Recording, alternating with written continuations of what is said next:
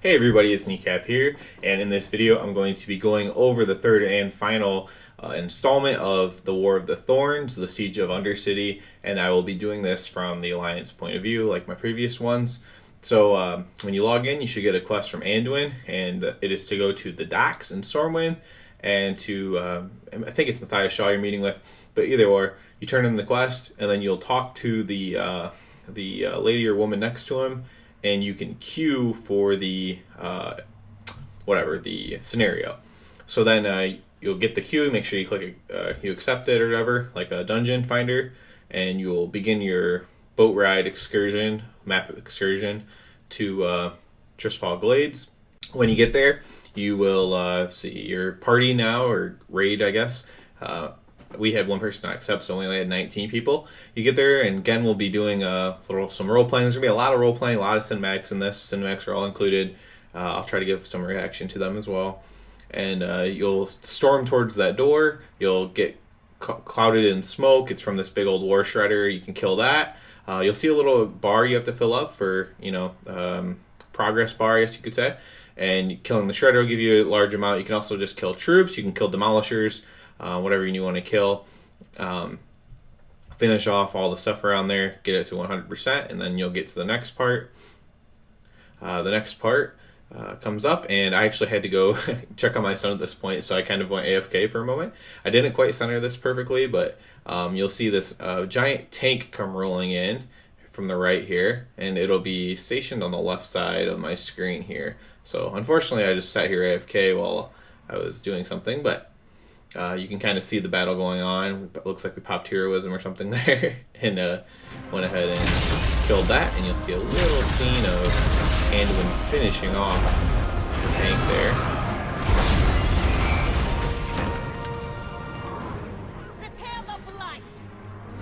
And then you'll see Sylvanas with Sourfang, who we got to know even a lot better in the last little cinematic they did. She wants to use the Blight, and the orcs in general don't necessarily find that to be too honorable, so he's definitely not for doing this. But it's a last-ditch effort, so. Let's see these little soldiers come out. They remind me of Desolators from Martyr 2, if anyone knows that reference.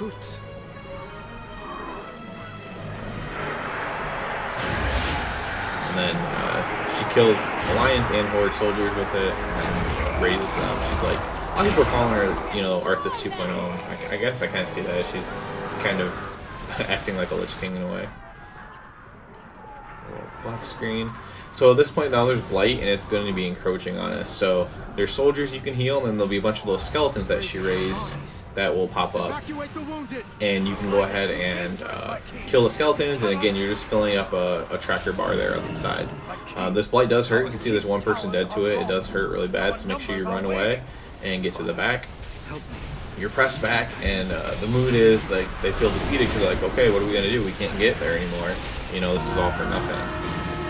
So, another little cinematic here. It comes a little messy in the cinematic. It's really nice for storytelling purposes.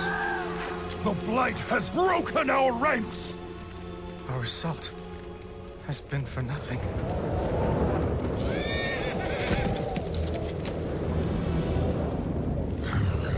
What now? Out of the shadows. A giant ship for some reason. Makes sense.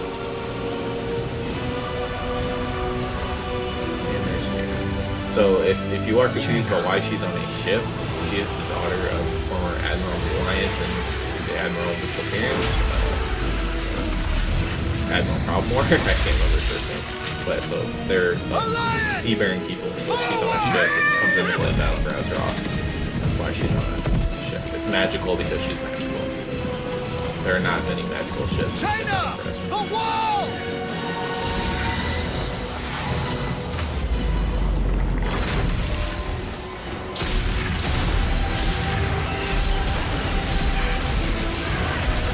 Pretty cool light show there. We end this now.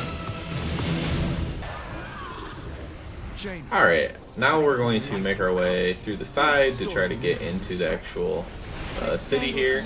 And basically Jaina has some walls blocked off to kind of, you know, give them a little bit of protection. He tells Gen to head up the rear so that way no one flanks them or anything like that, and you go inside. So this is like a little mini encounter here. You're just going to kill all the stuff again and fill up your progress bar. You can't attack the boss, the thing flying back and forth, until it's at full, until the experience bar is full. Also, you'll see tornadoes flying through. Those hit you up in the air. You don't take fall damage or anything, but if you're melee especially, it stops you from DPSing. If you're ranged, you can only probably do, you know, instant cast stuff. So try to avoid tornadoes if you can, just make it a little bit faster. Either way, it's not like any of this stuff is particularly difficult. Alright, when you finish them off, you come into the next room and you see a gigantic army here. And you're like, oh my god, that's a lot of stuff to fight. So you probably figure something's going to happen, and of course it does. You'll see out of nowhere, Illyria opens up the void and teleports in some gnome tanks, and the gnomes come to save the day. It ends up being that the gnomes just basically slaughter these people. You'd think they could just go take Gnomergon back. Dang, you know, it's just they just destroy this whole army. One remark I thought of then during this is that while the Horde did destroy the Alliance tree, the World Tree, they tried to do it kind of sneakily. There wasn't, while there was casualties in the tree that were unfortunate, there wasn't a ton of war casualties per se. Whereas we pretty much slaughter their entire army. Obviously, they're still going to have more. It's like an infinite thing in World of Warcraft. But like the slaughtering by these gnome tanks is just tremendous. Sylvanas sees them losing and orders a retreat. Another little cutscene here. Makes it interesting as you're going through it. She shoots some light. Looks like that soldier in front of Anduin and Jaina died. Although he fell a little too early, it looked like.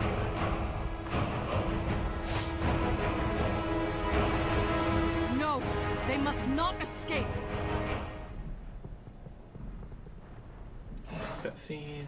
The Horde is falling back. And now, again, we're stopped by Blight. So that seems to be their plan. We're just going to keep stopping them by Blight. There is a reason for this, which I'll talk about towards the end, so I don't give it away right now. But yeah. So we're going to jump into a helicopter from Mechatort, from the gnomes again, saving the day. And that'll fly us over the Blight. You know, obviously we all have flying mounts too, but oh well. So now we're going to try to enter the keep where Sylvanas presumably is, and Sourfang comes out to greet us, stop us, whatever. I think he just pretty much wants to die, especially after his cinematic. He's like, there's no honor in the way, you know, you're blighting people and stuff like that. So he just came out here to die, which you'll see another little cutscene with him. And unfortunately for him, he does not get to die. Him and Andy would have a talk about honor. They do whisper a lot in this. That Varrock Sourfang embodied the honor of the Horde. He admired you for that. It's Anduin's trying to be like more prestigious or adult or whatever in this encounter because he's talking to someone that's so much older than him. At this moment, more experience. Take him to the stockades. When I return, we will speak of honor and how it may yet be reclaimed. If you return. Sourfang implies that Anduin might die from this encounter. So, with him out of the way, we now have a free entrance to the keep, basically. So we make our way there, and then we'll get the final cutscene, which is probably the longest one and probably the most interesting one. Here we see Anduin, Illyria, Jaina, and Gen. 3 old school and 1 new school, Anduin. And they, you know, look up at Borderlands the first time they step foot into it in a long time. And there's Sylvanas on the throne. This gets really contentious, especially between her and Gen, because they hate each other, obviously. I should note, too, if you don't know... Try to shut up during this, but if you don't know who Illyria is, it's Sylvanas' sister. there's also Sylvanas Barisa. They are three sisters you have led the Horde who to are a like place without honor. expert rangers for Lordaeron valves. is ours. I'm just trying to shut up here. It's over. Your father would be so proud. Is that his? You've gotten it all bloody.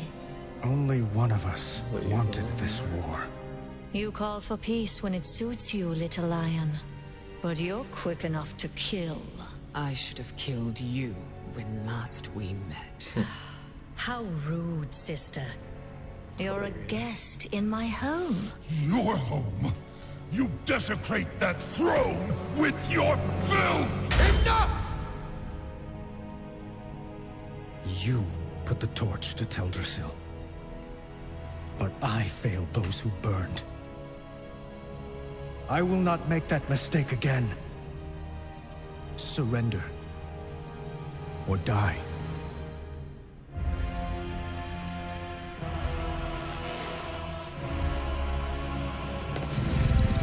I had no idea what was going to happen here. I thought maybe something was going to happen, like someone was going to come to blows.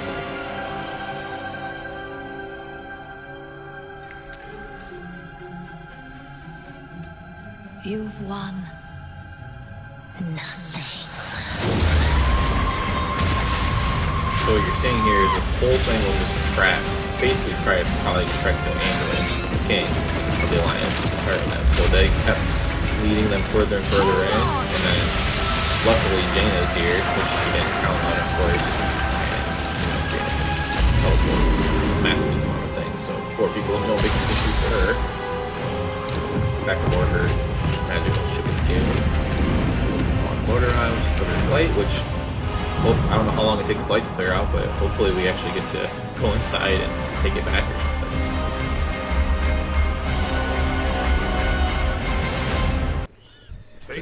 So that's it. That's the end of it. You turn in the quest here in Stormwind, and there is no other part after it. That is the end. This is the end of War of the Thorns, basically. And, you know, we're just ready to go for Battle for Azeroth now. I'm ready to get everything started.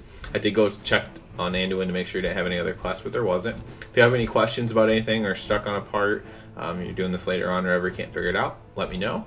Other than that, please subscribe, like, comment, all that kind of stuff. And everybody, have a good one. Hey everyone, thanks for watching. If you haven't already, go ahead and please subscribe below. You can catch my gaming thoughts and activities on Twitter at RealKneecap, and you can also find me playing live on Twitch at KneecapKilla. Hopefully I'll see you soon, and of course, everybody have a good one.